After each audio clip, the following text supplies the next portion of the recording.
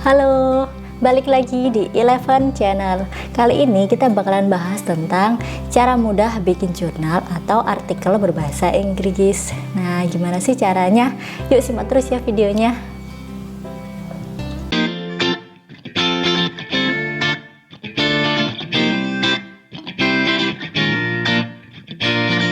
Cara mudah bikin jurnal atau artikel berbahasa Inggris.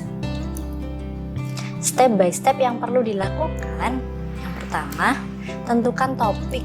Misal nih, PBL, Problem Based Learning, pengaruhnya terhadap PSS, Problem Solving Skills, CTS, Critical Thinking Skill, MS, Metacognitive Skill.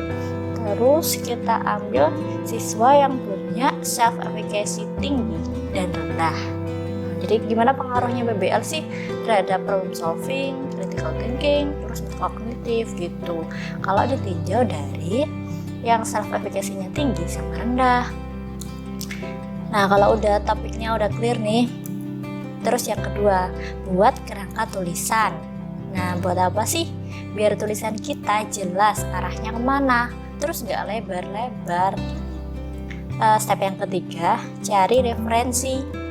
Nah, saya kasih beberapa, ada dua sih, alternatif sub-step dicari referensi ya. Yang pertama, kalian bisa cari sesuai topik, kumpulkan, baca, highlight yang menarik, clipping sesuaikan dengan kerangka tulisan. Atau bisa juga dengan cari, tapi sesuaikan dengan argumen. Baca langsung ke paragraf yang sesuai argumen, lalu clipping sesuaikan dengan kerangka tulisan. Terus jangan lupa langsung tulis di Word berbeda daftar referensinya, karena biasanya tuh lupa kalau nunggu nanti. Step yang keempat, cek Grammarly dan template. Misal nih, buat ngecek Grammarly pakai alamat ini, lalu templatenya mungkin kita mau submit di yang jurnal ini. Nah, nanti kasih contohnya dah. Ingat-ingat ya, misal nih kita bahas topiknya gimana pengaruh PBL terhadap PSS, CTS, MS, height versus low self-efficacy gitu. Nah, udah topiknya udah jelas nih. Habis itu kita lanjut ke kerangka tulisan. Kayak gimana sih? Nah, gini nih. Introduction ya. Misal di bagian introduction. Karena kan yang susah tuh ngarang. Gimana sih ngeyakinin orang kalau tulisan kita yang benar-benar penting gitu. Di bagian pendahuluan kita bisa bikin main paragrafnya dulu. Mungkin yang pertama, skill ini, itu dan itu penting dan dibutuhkan. Nah, bisa kita tulis gini, langsung nanti bisa kita tambahi. Nah, referensinya gimana itu ya. Ini misal main paragrafnya. Terus lanjut kita sambungin ke PBL. Nah, to improve skill-skill tadi caranya pakai PBL gitu. Terus yang ketiga, nah studi kita nih fokusnya di sini nih. Nah, gitu. Terus untuk yang kedua ini mulainya terserah ya, dari mana aja nggak apa-apa. Yang penting nyambung sama nyaman dibaca. Jadi bikin aliran yang enak banget gitu, yang nyaman kalau pembacanya mau baca. Panjang juga nggak apa-apa, yang penting tiap argumennya tuh berdasar. Nah, terus, nah ini nih tujuan kita, itu wajib ada ya, dan biasanya di akhir sesi. Kenapa? Karena biar jelas, habis bla bla bla panjang gitu ya, bacanya harus tahu tuh kita mau ngapain sih di tulisan ini. Nah, gitu. Terus step ketiga itu cari referensi.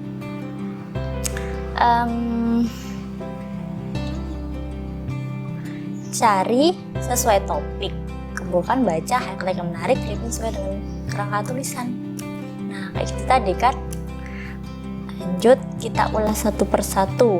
Misal nih, cari sesuai topik. Nah, topiknya ini kan tadi kita pakai PBL sama CTS. Nah, tinggal kita ketik di Google. Terus kenapa sih pakai yang PDF? Karena kita kan mau nyari yang udah bentuk tulisan ya, jadi siap publish, jadi lebih enak, makanya sini PDF. Step kedua itu habis cari terus kumpulkan.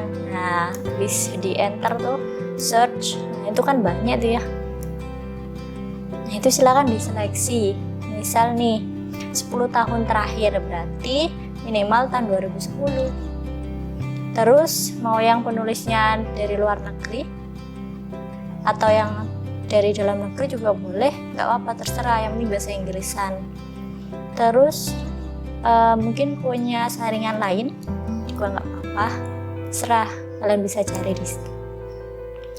Nah habis itu kalau sudah punya banyak file-file tadi, silakan dibaca satu per satu, terus highlight yang menarik. Contohnya nih kayak gini.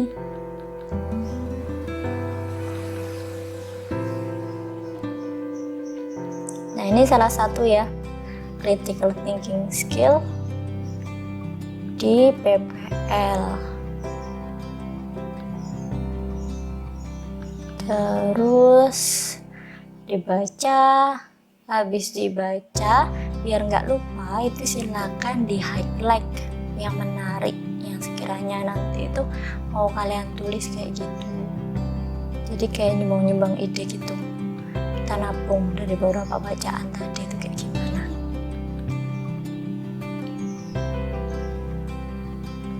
Terus sampai bawah kita highlight sampai selesai. Nah kayak gitu.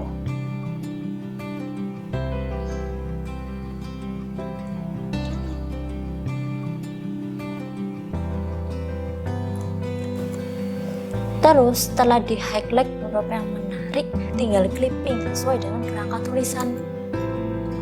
Nah ini yang merah-merah itu maksudnya main paragrafnya ya. Terus habis itu dikembangkan dari yang kumpulan baca-bacaan tadi, jadinya kayak gini. Nah saya tulisnya clipping ya, kenapa? Karena clipping itu adalah satu kegiatan gunting atau motong bagian-bagian tertentu, bla bla bla. Apa saya ambil ini? Karena lebih enak. Jadi hasil buruan tadi yang harus dibaca terus di highlight yang menarik, silakan di-cut sama paste sesuai art masing-masing. Jadi yang mau dipotong bagian ini, bagian itu, kemudian ditambahin kata, itu boleh. Dan jangan lupa diparaphrase biar enggak kedetek sebagai plagiasi. Nah kayak gini nih. Terus ada nggak sih cara yang lebih mudah? Bisa kalian bolak-balik Google Translate. Stepnya kayak gini. Ambil kalimat dari jurnal kayak yang udah di highlight tadi, kan kayak bahasa Inggris tuh. Habis itu paste atau tempel di Google Translate yang bahasa Inggris ke bahasa Indonesia. Nah, habis itu kita dapatkan yang bahasa Indonesianya. Nah, mungkin di sana masih kacau ya. Jadi benerin sampai kalimatnya benar-benar EYD-nya bagus. Habis itu atau mungkin kalian ubah struktur katanya dari pasif ke aktif dan sebaliknya atau apapun boleh. Terus balik lagi Google Translate tapi balikin dari bahasa Indonesia ke bahasa Inggris. Nah, jadi kalimat yang beda tuh. Terus baru masukkan di kerangka tulisan kalian. Kayak gitu. Itu cepet banget. Terus jangan lupa langsung ditulis di Word berbeda daftar referensinya. Biar apa? Biar enggak lupa. Nah, ini alternatif ya, dan alternatif step ya buat yang di step 3. Ini lebih cepat banget. Cari sesuai argumen. Jadi kalian sudah punya kerangka-kerangka tadi kan. Habis itu kita punya argumen nih. Misal PPL itu dapat meningkatkan CTS. Nah, langsung. Jadi yang diketik di sini tuh langsung argumennya, argumen kita. Jangan lupa PDF ya. Terus, nah di sini kan banyak tuh yang sudah persis atau mungkin mirip. Tinggal download lalu baca. Nah, dibacanya ini. Nah, misal nih, ambil satu ya. Misal ini judulnya ini ya, terus langsung search aja TTRLF. Kita mau bikin yang PBL Improve Critical Thinking. Nah, tinggal baca satu paragraf utuh, terus kalian kan kira-kira tuh, nah itu tadi tuh menguatkan argumen kalian nggak? Nah terus kalau cepatnya tinggal baca paragraf itu sih, sama atas sama bawahnya biar nyambung. Berarti kalau memang artikel ini memperkuat argumen kalian tinggal ambil, nah citasinya ini tinggal ambil di sana. Berarti artikel ini mendukung argumen yang sudah kalian bikin. Nah, makanya nih di sini kan ada tulisan, ada beberapa referensi. Jadi tinggal tuliskan aja argumen kita. PBL itu improve critical thinking skill. Nah, disitu kan ada banyak tadi. Nah, silahkan di-download terus dicek ya, jangan lupa. Terus di TTRLF tadi define. Habis itu kalau emang benar di sana isinya nulis gitu, ya sudah, berarti tinggal disitasi aja itu. Nah, jadi ini cara yang paling cepat, apalagi buat pemula kayak saya. Terus kalau udah dapat sesuai argumen, tinggal di-clipping sesuaikan dengan kerangka tulisan, dan jangan lupa tulis di Word berbeda daftar referensinya. Nah, terus step keempat nih, cek Grammarly dan template-nya. Nah, ini kan berarti habis clipping kita udah dapat artikel utuh ya, artikel utuh buat ngecek bahasa Inggrisnya, atau biar bahasa Inggrisnya rada kerenan dikit gitu ya, kita bisa kunjungi ke sini.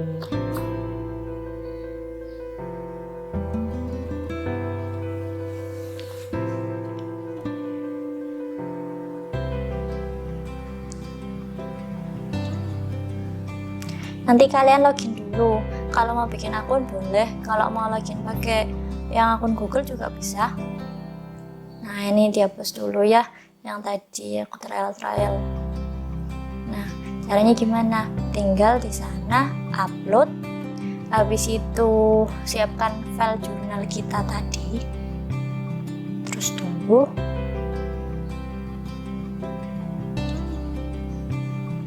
Nah, nanti bakalan kebuka di sini. Kita juga bisa bikin kayak jenis apa ya, parameternya. Nah, set goals ini. Jadi nanti kita bikin tata bahasanya yang kayak gimana, audiensnya, formality, terus habis itu domainnya. Kalau domainnya ini nggak bisa diubah ya, karena memang kita yang gratisan. Terus kalau udah ditentukan, udah setting, done. Nah, di sana enak nih. Jadi kita kayak tinggal klik gitu aja. Nih. Tuh, jadi kayak ada advice-nya dari Grammarly gitu. Nah, kita coba ya. Nah, problem solving harusnya tulisannya kayak gini. Tinggal klik aja, udah beres. Terus habis itu ini, jadi udah pinter banget.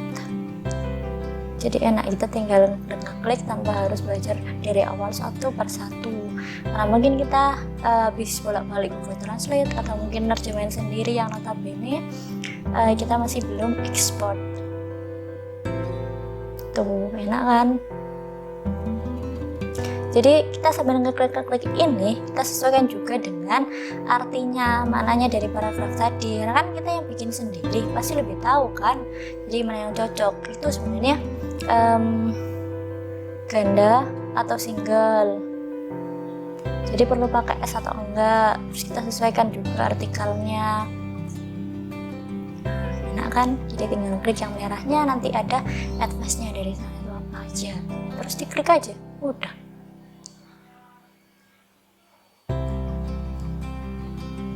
Nah, kalau udah tuh itu ada correctness-nya, ada clarity-nya, adjustment, kalian teruskan nanti. Terus ada overall score-nya. Jadi semakin tinggi itu semakin bagus tulisan kita. Terus kalau udah itu berarti yang nggak ada merah-merahnya ya.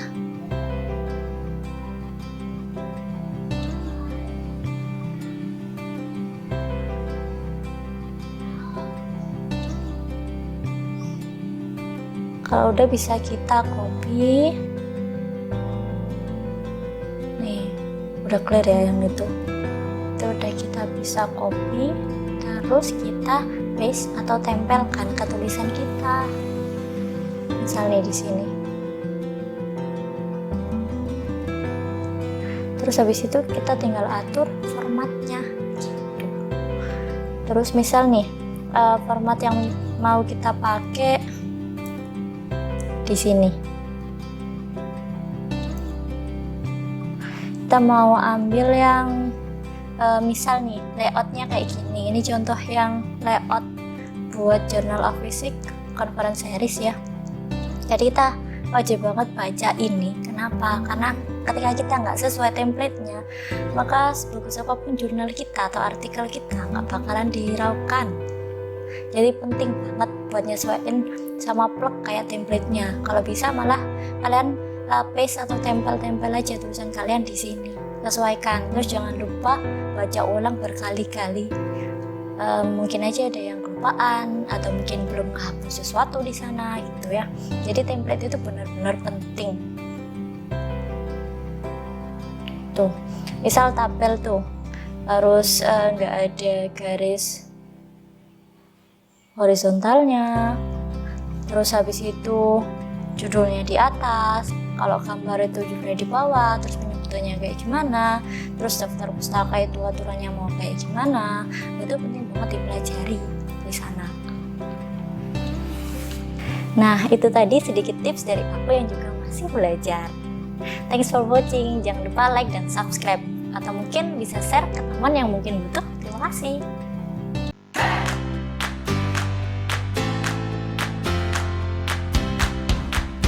Bantu kami dengan like dan subscribe ya. Terima kasih.